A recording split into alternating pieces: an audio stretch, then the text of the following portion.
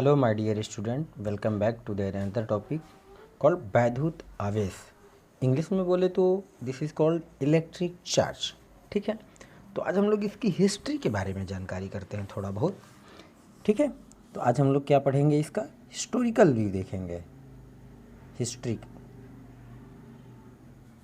कि ये जो चार्ज है, इस चार्ज का हिस्ट्री क्या है. और ये वैसे ये ज़्यादा इम्पॉर्टेंट नहीं है, नॉलेज तो नॉलेज होता है, जहाँ से भी मिले वहाँ से ले लेना चाहिए.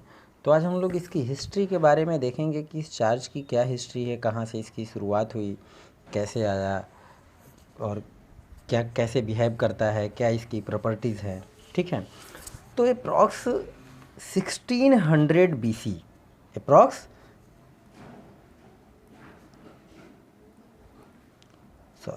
600 BC 600 BC में एक दार्शनिक था, ठीक है, जिसका नाम था थेल्स.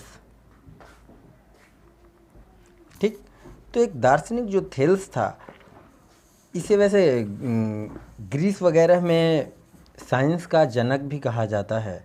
ठीक है, विज्ञान का जनक भी थेल्स को बोला जाता है वहाँ पे. तो इसने क्या किया कि इसने देखा कि जब अंबर को रब किया जाता है वुलन क्लॉथ के साथ, किसको, अंबर को रब किया जाता है. थेल्स ने जब अंबर को रब किया, अंबर रब्ड विद वुलन क्लॉथ, तो उसने देखा कि अंबर के अंदर एक क्वालिटी आ जाती है जो छोटे छोटे चीज़ों को अपनी तरफ अट्रैक्ट करने लगता है. इसका मतलब कि इसके अंदर एक नई प्रॉपर्टी जेनरेट हो गई जो डस्ट, लीड, पीसेस, छोटे छोटे से पेपर्स के पीसेस को अपनी तरफ अट्रैक्ट करने लगता है. तो ये ऐसे ही मतलब 600 BC और थेल्स के इस एक्सपेरिमेंट के वजह से ही हमारे चार्ज का यानी कि वैद्युत आवेश की शुरुआत हुई, यानी कि इसके बारे में लोग जानने लगे. लेकिन तब तक बहुत ज़्यादा बिलीफ इस बारे में नहीं था लोगों को. फिर 1600 आफ्टर डेथ ऑफ ईसा, यानी 1600 ईस्वी में, AD इसको बोलते हैं. ठीक है, इंग्लैंड की जो रानी एलिजाबेथ थी, क्वीन, इंग्लैंड की क्वीन एलिजाबेथ, इनका अपना जो पर्सनल डॉक्टर था जिसका नाम था डॉक्टर गिलबर्ट. क्या नाम था? Doctor Gilbert. तो डॉक्टर गिलबर्ट ने बहुत सारे एक्सपेरिमेंट किए और उस एक्सपेरिमेंट में उन्होंने पाया कि केवल अंबर ही नहीं बल्कि अंबर के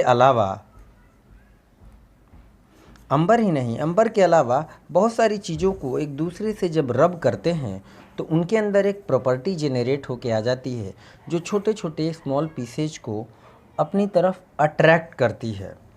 ठीक है, तो डॉक्टर गिलबर्ट के इस एक्सपेरिमेंट के बाद चार्ज के बारे में लोगों का बिलीफ बढ़ा और उन्होंने इस बारे में जो जानकारी दिया था, अपनी एक बुक लिखी थी जिसका नाम था डी मैग्नेटी.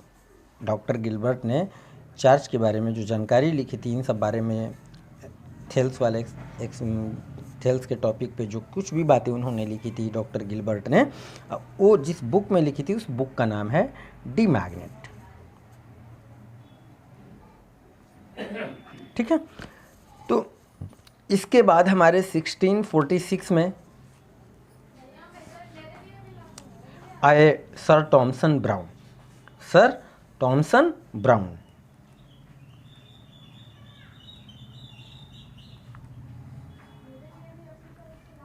तो सर थॉमसन ब्राउन ने भी इन चीज़ों को एक्सपेरिमेंट किया और देखा कि बहुत सारी चीज़ें अंबर लाइक सब्सटेंसेस को या अंबर और एंड मेनी अदर सब्सटेंसेस जब एक दूसरे के साथ रब की जाती हैं तो रब करने के साथ साथ उनमें एक प्रॉपर्टी डेवलप हो जाता है जो छोटे छोटे टुकड़ों को, छोटे छोटे पीसेस को अपनी तरफ अट्रैक्ट करने लगता है. ठीक है, और इस चीज़ को, इस क्वालिटी को, इस प्रॉपर्टी को सर थॉमसन ब्राउन ने इलेक्ट्रिक नाम दिया. क्या नाम दिया? इलेक्ट्रिक नाम दिया. यानी वह प्रॉपर्टी जिसके वजह से अंबर या अंबर लाइक सब्सटेंस दूसरे सब्सटेंस को, यानी आपस में रब कर देने के बाद दूसरे सब्सटेंस को अट्रैक्ट करने लग जाते हैं, उसका नाम सर थॉमसन ने क्या दिया? इलेक्ट्रिक नाम दिया. और वह एनर्जी वह एनर्जी जिस कारण ये क्वालिटी उन ऑब्जेक्ट में डेवलप होता है उसका इन्होंने नाम दिया इलेक्ट्रिसिटी। क्या नाम दिया? इलेक्ट्रिसिटी नाम दिया। ठीक है, तो इस तरीके से जो स्टार्टिंग हुआ था हमारे चार्ज के बारे में वो ये था कि जब ये फ्रिक्शन के वजह से ये चार्ज की इन्वेंशन हुई। किसके वजह से डेवलप हुआ चार्ज का इन्वेंशन हुआ? फ्रिक्शन के वजह से।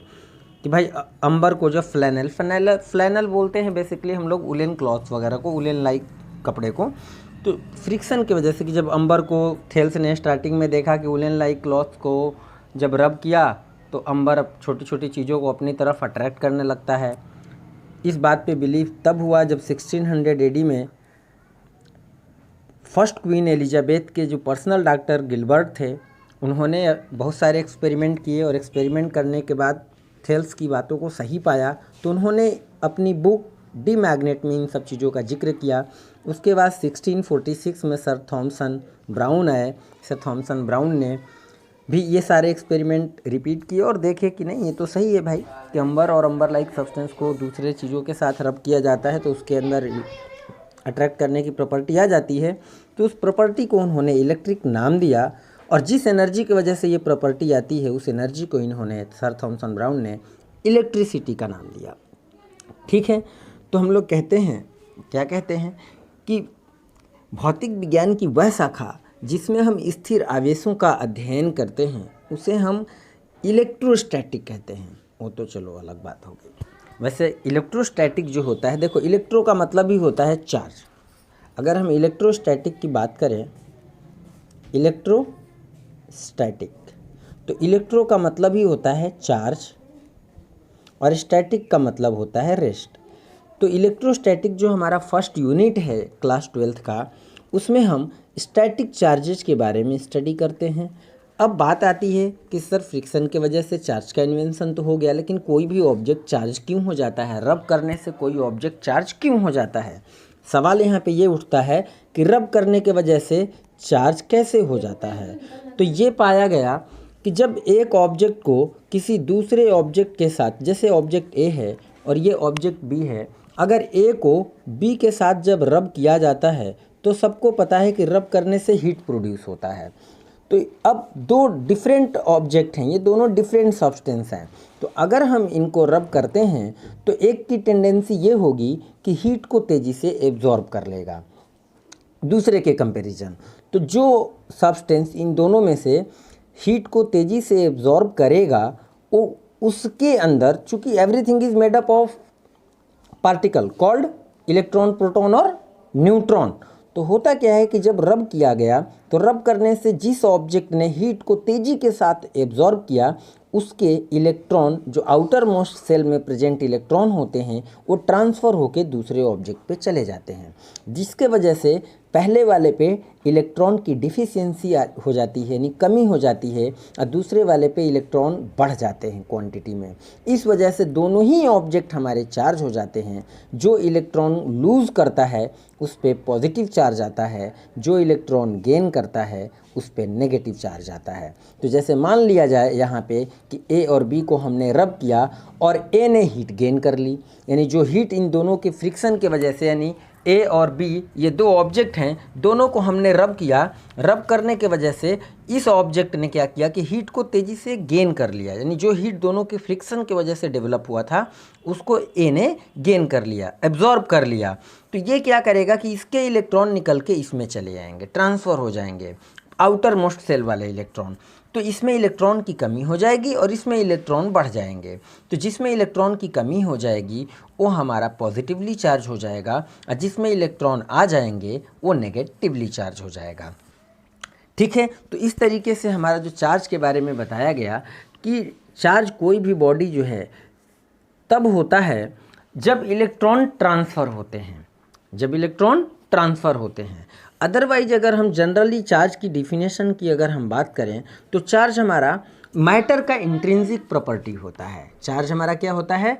Intrinsic property of elementary particles of matter which gives rise to electric force between various object. ठीक है, तो चार्ज जो है ये आंतरिक प्रॉपर्टी है elementary matter, elementary particle of matter, यानी पदार्थ के जो आंतरिक कण हैं उनका आंतरिक गुण होता है ये, जो किसी भी ऑब्जेक्ट यानी दो ऑब्जेक्ट के बीच में इलेक्ट्रिक फोर्स या डेवलप करता है।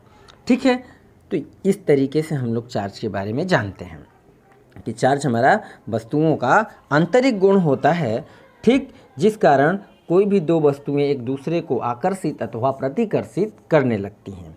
चार्ज आता क्यों है? तो due to transfer of electron, due to transfer of electron.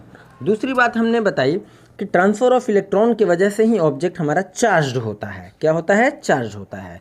अब जो इलेक्ट्रॉन लूज करेगा, ठीक है, due to deficiency of electron body will be positively charge and due to gain in electron body will be negatively charge. तो यहाँ दो बातें और हमें ध्यान रखने वाली हैं।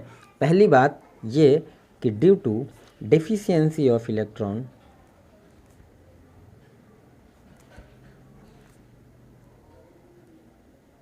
deficiency of electron, body becomes positively charged। ठीक है, और दूसरी बात हम लोगों ने ये देखी कि due to gain in electron,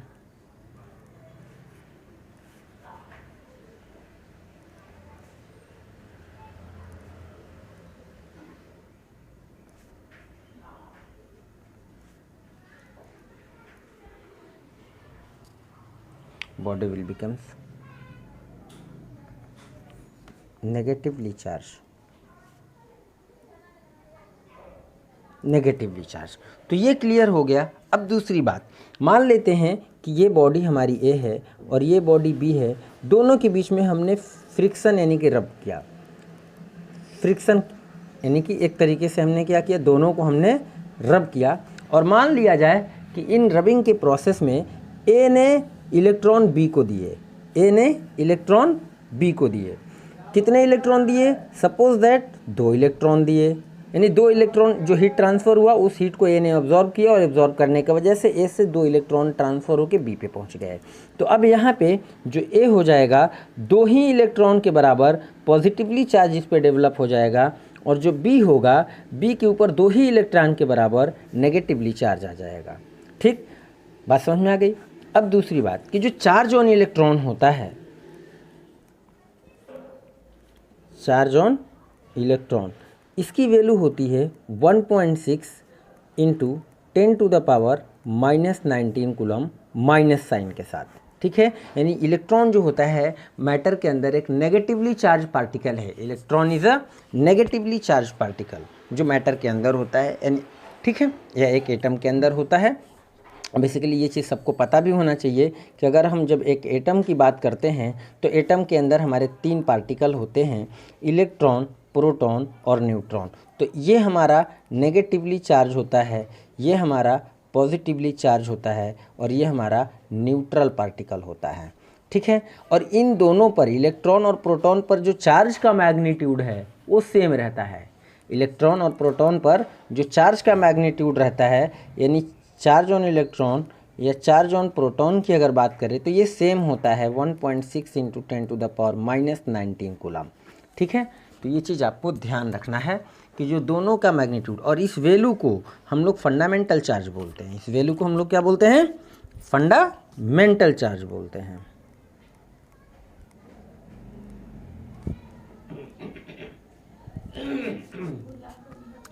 ठीक, तो ये चार्ज के बारे में एक थोड़ा बहुत ओवरव्यू था। वैसे इसके बारे में और भी बहुत सारी जानकारियां हम बताएंगे। तो एक और साइंटिस्ट थे जिनका नाम था बेंजामिन फ्रैंकलिन।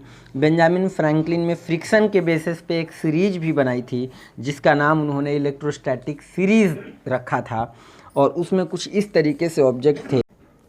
नंबर 2 पे था फ्लैनल। फ्लैनल जो है ये एक तरीके से उलन क्लॉथ्स होते हैं। ठीक है, नंबर 3 पे था सीलिंग वैक्स। नंबर 4 पे था ग्लास। नंबर 5 पे था कॉटन। नंबर 6 पर था पेपर। नंबर 7 पर था सिल्क। नंबर 8 पे था ह्यूमन बॉडी। नंबर 8 के बाद 9 पर था हमारा वुड। नंबर 10 पर था मेटल्स। नंबर 11 पर था रबर। नंबर 12 पर था रेजिन। नंबर 13 पर था अंबर, और इसी से चार्ज की इन्वेंशन की शुरुआत हुई थी। और नंबर 14 पर था हमारा सल्फर। नंबर 5 पे था एबोनाइट। नंबर 16 पे था, ठीक है, गट्टा पर्चा, यानी एक तरीके से पेपर, ठीक है। अब इस सीरीज में उन्होंने ये बताया था कि अगर पहले वाले को दूसरे वाले के साथ रब किया जाए, ठीक है, कि पहले वाले को दूसरे वाले के साथ रब किया जाए तो पहला वाला पॉजिटिव चार्ज रिक्वायर करेगा और दूसरा वाला नेगेटिव चार्ज रिक्वायर करेगा। कि इस सीरीज में किसी भी दो एक दूसरे को रब किया जाए कि, ठीक है, तो जो पहले वाला होगा, earlier one becomes positively charge and later one becomes negatively charge. कि एग्जाम्पल के तौर पे कि अगर हमने यहाँ से कॉटन को उठाया एज ए एग्जाम्पल, कि सपोज़ हमने ये कॉटन लिया और कॉटन को हमने रेजिन के साथ रब कर दिया, तो कॉटन और रेजिन को अगर हम रब करेंगे तो कॉटन हमारा पॉजिटिवली चार्ज एक्वायर करेगा और रेजिन हमारा नेगेटिवली चार्ज एक्वायर करेगा, ठीक है। तो इन्होंने ये जो सीरीज़ दी थी, सीरीज का नाम था इलेक्ट्रोस्टैटिक सीरीज, ठीक है। और वैसे इसके लिए एक और चीज़ बना, चार्ज को नेचर को पता करने के लिए एक डिवाइस भी बनाया गया जिसको हम लोग इलेक्ट्रोस्कोप कहते हैं, गोल्डीफ इलेक्ट्रोस्कोप भी कहते हैं, ठीक है।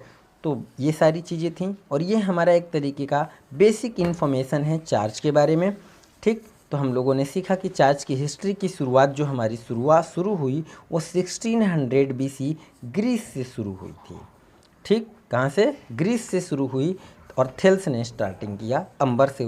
अंबर को जब उन्होंने रेजिन के वुलन क्लॉथ के साथ रब किया तो उन्होंने जो फीचर्स देखे, जो प्रॉपर्टीज़ देखे, उसके बाद धीरे धीरे आफ्टर 2000 ईयर्स लेटर 1600 AD में फिर डॉक्टर गिलबर्ट आए, फिर 1646 में सर थॉमसन ब्राउन आए, फिर बेंजामिन फ्रैंकलिन आए और उसके बाद चार्ज हमारा अस्तित्व में आ गया फिजिक्स के, ठीक। और स्टैटिक चार्जेस के बारे में जो हम स्टडी करते हैं, ठीक, वो हमारा इलेक्ट्रोस्टैटिक कहलाता है।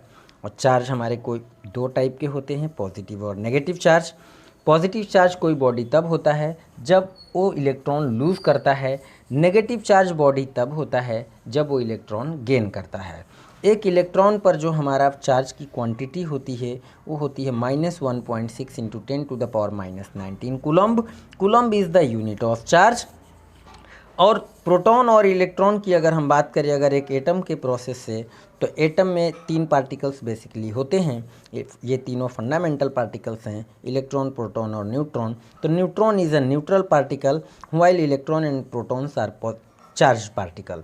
तो इलेक्ट्रॉन आउटर मोस्ट ऑर्बिट में घूम रहा होता है, न्यूक्लियस के सराउंडिंग में जो ऑर्बिट्स होते हैं उन स्पेसिफिक ऑर्बिट में इलेक्ट्रॉन रिवॉल्व करता है and has a negative charge. जबकि प्रोटॉन्स जो होता है न्यूट्रॉन के साथ न्यूक्लियस के अंदर होता है और ये पॉजिटिवली चार्ज होता है। दोनों पर जो चार्ज का मैग्नीट्यूड होता है वो सेम होता है 1.6 × 10⁻⁻19 कूलम। बस नेचर अलग अलग है कि प्रोटॉन वाला पॉजिटिव है, इलेक्ट्रॉन वाला नेगेटिव है। तो ये जो मैग्नीट्यूड है, ये जो वैल्यू है, इस वैल्यू को हम लोग फंडामेंटल चार्ज का नाम देते हैं।